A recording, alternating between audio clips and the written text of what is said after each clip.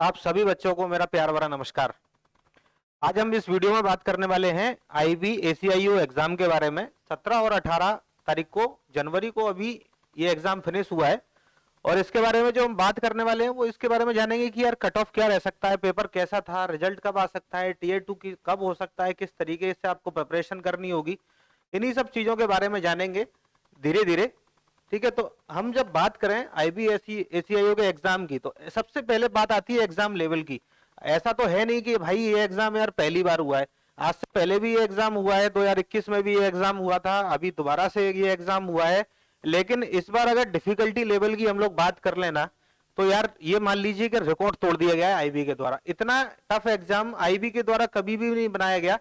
एक समय हुआ करता था जब आईबी एसीआईयू के एग्जाम में फैक्ट पूछा करता था, एकदम सामने फैक्ट रखा हुआ है, आप कोई भी स्पीडी या लूसेंट टाइप की बुक लीजिए, जीएस के क्वेश्चन सॉल्व करिए।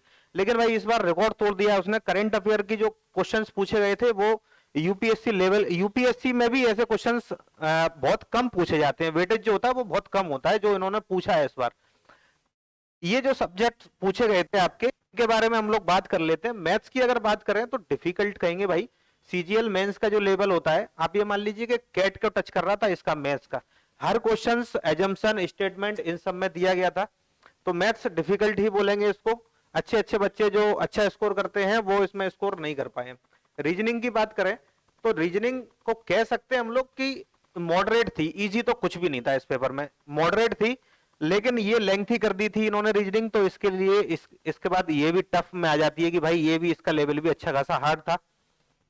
जीएस की अगर हम बात कर लें और करंट अफेयर की बात कर लें, देखिए जीएस जो था इसमें वो ठीक ठाक था, मतलब बन रहा था। जीएस अगर पढ़ने किसी बच्चे ने अच्छी मेहनत की हुई है जीएस पे तो बन रहा था, तो जीएस में अटेम्प्ट किए हुए हैं बच्चों ने। लेकिन करंट अफेयर की बात कर लें तो ये आउट ऑफ द एकदम मतलब रेंज था, एकदम किसी के भी समझ में नहीं आ रहा था कि ये हो क्या रहा है, चल क्या रहा है।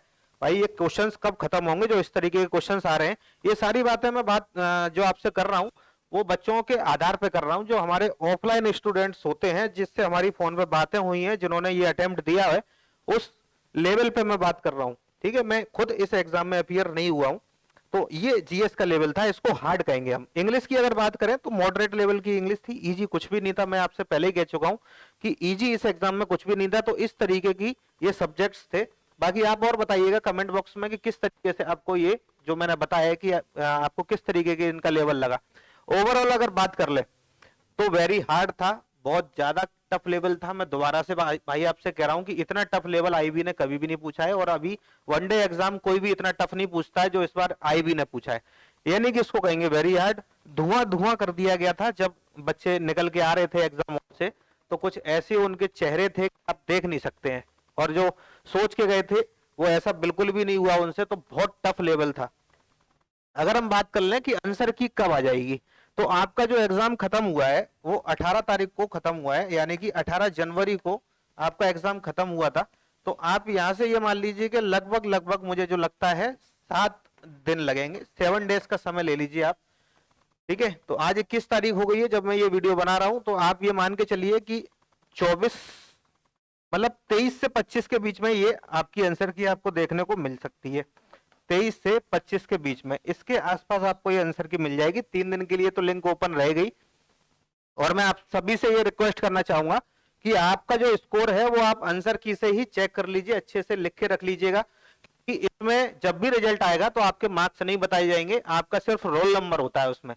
ठीक है, तो इसके लिए आपको कभी भी मार्क्स आपके पता नहीं चलेंगे आईबी के एग्जाम में। आपको सिर्फ एकमात्र माध्यम जो है, मीडियम है आपके मार्क्स पता करने का ना, वो सिर्फ आंसर की है। तो आंसर की के लिए आपको इंतजार करना पड़ेगा 23 से 25 जनवरी के आसपास। ये आज से लेके 25 तक कभी भी आ सकती है।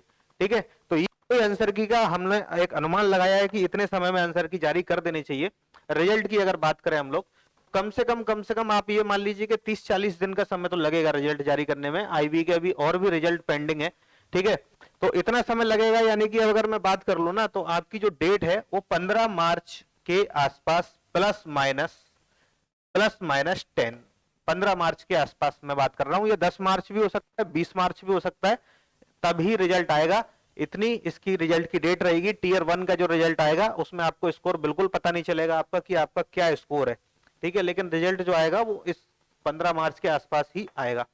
अगर बात कर लें हम लोग कट ऑफ की, ये सबसे बड़ा मुद्दा है, क्योंकि मैंने जो देखा वीडियोस में वो कह रहे हैं, कुछ वीडियोस तो ऐसे हैं कि पेपर चल रहा है और उन्होंने कट ऑफ का वीडियो बना दिया है कि इतना कट ऑफ जाएगा, जो कि एकदम सरासर गलत है, ऐसा बिल्कुल होना नहीं चाहिए। ठीक है, तो अगर हम अब एग्जाम बीते 3 दिन गुजर चुके हैं, 4 दिन हम लोग बात कर रहे हैं इस पे, सब सारे सिनारियोस पे बात करने के बाद, तो अगर इसकी हम बात कर लें तो इसमें अटेम्प्ट जो रहा है, आप ये मान लीजिए कि जो ठीक ठाक पढ़ने वाला, देखिए तुक्का लगाने वाले का तो कोई अटेम्प्ट ही नहीं होता है, उसकी तो हम बात ही नहीं करेंगे यार कि इतना अटेम्प्ट किया है। लेकिन हम अगर जेन्युइन स्टूडेंट्स की बात करें तो 65 से कम ही अटेम्प्ट कर पाए हैं बच्चे, क्योंकि उनको एक्यूरेसी का भी ध्यान, जो जेन्युइन स्टूडेंट्स होते हैं वो एक्यूरेसी का भी अच्छा खासा ध्यान रखते हैं। ठीक है, तो इसमें जो अटेम्प्ट है ना वो 65 मुश्किल से 65 के बिलो ही अटेम्प्ट रहा है स्टूडेंट्स का। ठीक है, तो 65 से बिलो अगर अटेम्प्ट रहा है अच्छे स्टूडेंट्स का, ठीक है, हम 5% बच्चों की नहीं बात कर रहे, अच्छे स्टूडेंट्स का जो बात हम बात कर रहे हैं, 65 से कम अटेम्प्ट रहा है। ठीक है, तो कट ऑफ 65 से ऊपर कभी भी नहीं जा सकता। मैं आपको एक बात बता देता हूं, जब भी आपकी आंसर की आएगी तो हम क्वेश्चंस को लेके आएंगे, उसमें सारे उस समय भी डिस्कशन करेंगे। तो अगर हम अभी बात कर लेना, तो अगर आपका 55 स्कोर भी हो रहा है ना बॉस, 55 अगर आपका स्कोर है, और ये मैं बात यूआर की कर रहा हूं, वही कैटेगरी वाले तो इससे नीचे ही रहेंगे सारे, ओबीसी, ईडब्ल्यूएस, एससी, एसटी, ये सब इससे नीचे रहेंगे। मैं बात कर रहा हूं सिर्फ यूआर की अभी। तो 55 नंबर अगर आपके यूआर कैटेगरी से आ रहे हैं तो आप अपने आप को सेफ मान सकते हैं। ठीक है, 1-2 नंबर का अंतर हो सकता है इसमें कि ये, लेकिन ये मुझे नहीं लगता कि कट ऑफ 60 से ऊपर जाएगा। ये कट ऑफ जो है वो 60 से नीचे ही रहना चाहिए, 60 से ऊपर कट ऑफ बिल्कुल भी नहीं जा सकता है। तो 55 मैं कह रहा हूं और कम, 52-53 के आसपास। अब मैं इतना श्योर क्यों नहीं कह पा रहा हूं आपसे, क्योंकि अभी बच्चों ने बताया है, एक्चुअल में क्वेश्चन का पेपर ऐसा था कि वो क्वेश्चन भी नहीं बता पा रहे हैं। ठीक है, जो याद है उनको वो भी नहीं बता पा रहे हैं। तो हम लोग इस चीज पे बात कब करेंगे, जब आपकी आंसर की आ जाएगी, 2 से 3 दिनों के अंदर आपकी आंसर की जब आ जाएगी ना, तो हम लोग इस चीज पे बात कर रहे होंगे कि भाई अब बताइए, अब आपका स्कोर ये हो सकता है। तो हम थोड़ा सा एक राउंड फिगर में हम बता सकते हैं एग्जैक्ट श्योर।